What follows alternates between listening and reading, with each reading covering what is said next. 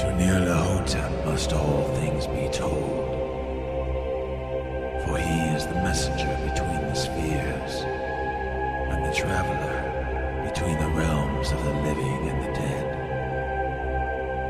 He shall summon forth the ancient ones, and wake them from their deathless slumber. Then shall the elder signs be shattered, and the lords of darkness be released.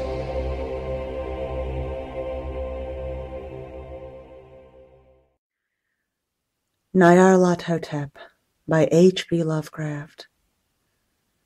Nyarlathotep, the crawling chaos, I am the last, I will tell the audient void. I do not recall distinctly when it began, but it was months ago. The general tension was horrible. To a season of political and social upheaval was added a strange and brooding apprehension of a hideous physical danger. A danger widespread and all-embracing. Such a danger as may be imagined only in the most terrible phantasms of the night. I recall that the people went about with pale and worried faces, and whispered warnings and prophecies which no one dared consciously repeat or acknowledge to himself that he had heard. A sense of monstrous guilt was upon the land, and out of the abysses between the stars swept chill currents that made men shiver in dark and lonely places. There was a demoniac alteration in the sequence of seasons. The autumn heat lingered fearsomely, and everyone felt that the world and perhaps the universe had passed from the control of known gods or forces to that of gods or forces which were unknown. And it was then that Nyarlathotep came out of Egypt.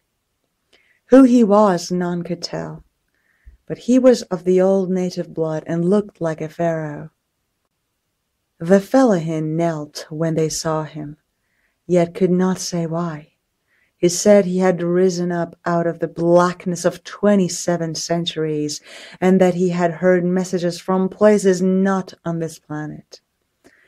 Into the lands of civilization came Nyarlathotep, swarthy, slender, and sinister, always buying strange instruments of glass and metal and combining them into instruments yet stranger. He spoke much of the sciences, of electricity and psychology, and gave exhibitions of power which sent his spectators away speechless, yet which swelled his fame to exceeding magnitude. Men advised one another to see Nyarlathotep, and shuddered.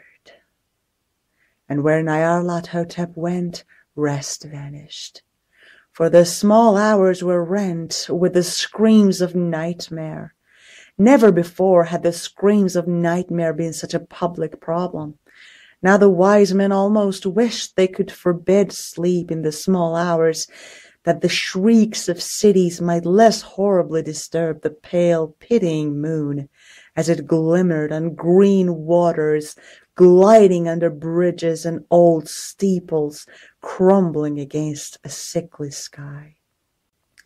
I remember when Nyarlathotep came to my city, the gray, the old, the terrible city of unnumbered crimes.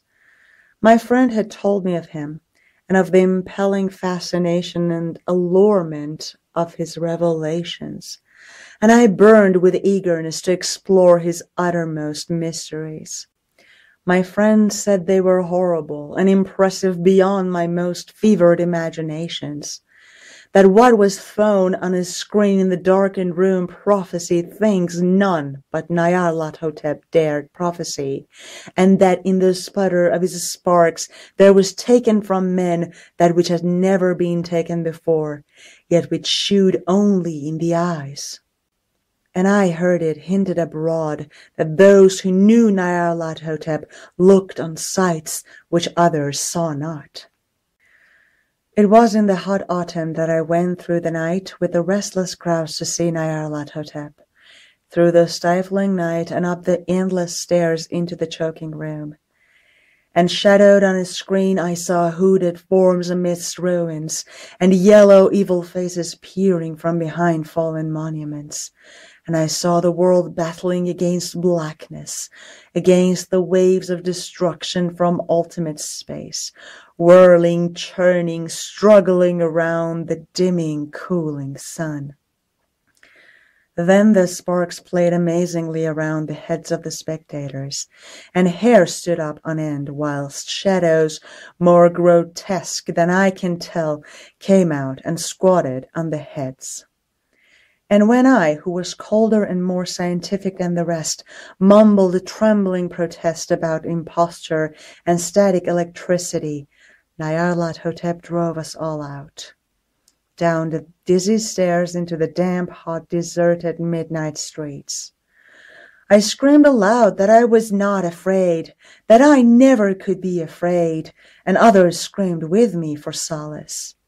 We swore to one another that the city was exactly the same, and still alive, and when the electric lights began to fade, we cursed the company over and over again and laughed at the queer faces we made. I believe we felt something coming down from the greenish moon, for when we began to depend on its light, we drifted into curious involuntary formations, and seemed to know our destinations, though we dared not think of them. Once we looked at the pavement and found the blocks loose and displaced by grass, with scarce a line of rusted metal to shew where the tramways had run. And again we saw a tramcar, lone, windowless, dilapidated, and almost on its side. When we gazed around the horizon, we could not find the third tower by the river, and noticed that the silhouette of the second tower was ragged at the top. Then we split up into narrow columns, each of which seemed drawn in a different direction. One disappeared in a narrow alley to the left, leaving only an echo of a shocking moan. Another filed down a weed-choked subway entrance, howling with a laughter that was mad.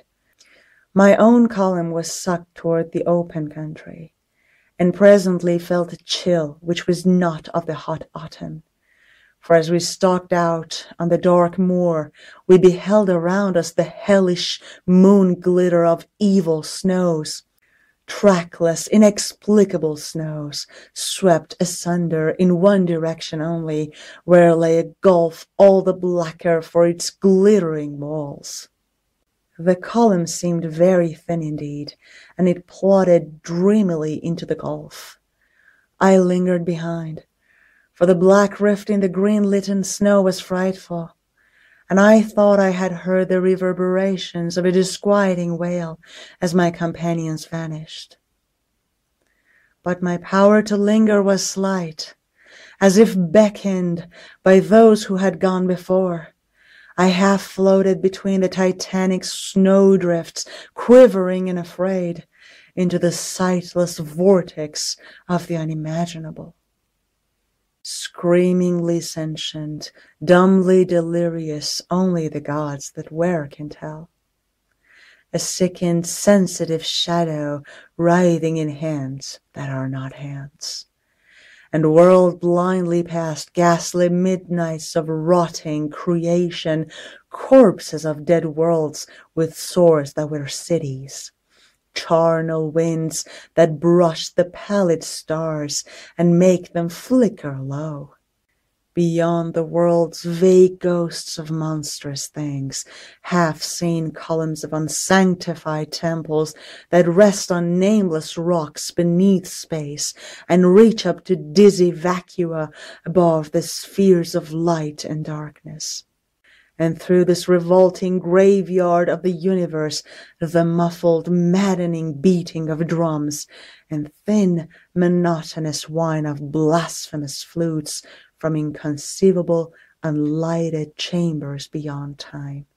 The detestable pounding and piping whereon to dance slowly, awkwardly, and absurdly the gigantic, tenebrous, ultimate gods, the blind, voiceless, mindless gargoyles whose soul is Nyarlathotep.